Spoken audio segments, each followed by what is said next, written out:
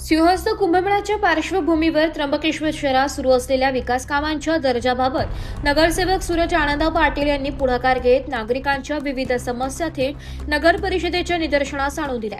श्री त्र्यंबकेश्वर मंदिरासमोरील पोस्टलँड परिसरात सुरू असलेल्या नवीन रस्ता, भुयारी गटार व पिण्याच्या पाणी पुरवठा पाईपलाईनच्या कामामुळे अनेक त्रुटी असल्याचा आरोप करत त्यांनी मुख्याधिकाऱ्यांना सविस्तर निवेदन सादर केले।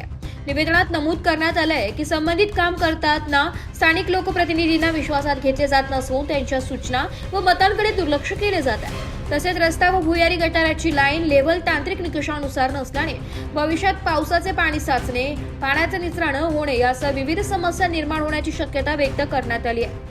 याशिवाय गेल्या महिनाभरापासून सुरू असलेल्या कामामुळे परिसरातील नागरिकांना पिण्याच्या पाण्याच्या टंचाईला सामोरे जावे लागत असून दैनंदिन जीवनावर त्याचा परिणाम होत असल्याचंही निवेदनात नमूद करण्यात आलंय।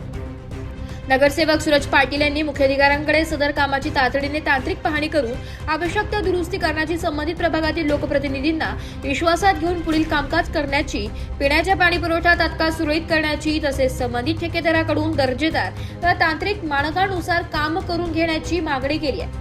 त्र्यंबकेश्वर शहरातील नागरिकांच्या प्रश्नांसाठी सातत्याने पुढाकार घेणारे नगरसेवक म्हणून सूरज आनंद पाटील यांची ओळख आहे। समाजसेवेत अग्रेसर असलेले पाटील हे सर्वसामान्यांच्या सुखदुःखात सहभागी होत विविध नागरी प्रश्न प्रशासनापर्यंत प्रभावीपणे पोहोचविण्यासाठी नेहमी तत्पर असतात। नागरिकांच्या हितासाठी त्यांनी केलेल्या या पाठपुराव्याचे परिसरातून स्वागत होत असून प्रशासनाने या निवेदनाची गांभीर्याने दखल घेऊन तातडीने योग्य ती कार्यवाही करावी अशी अपेक्षा नागरिकांनी व्यक्त केली आहे। रिपोर्ट नाशिक लोकशाही न्यूज नाशिक।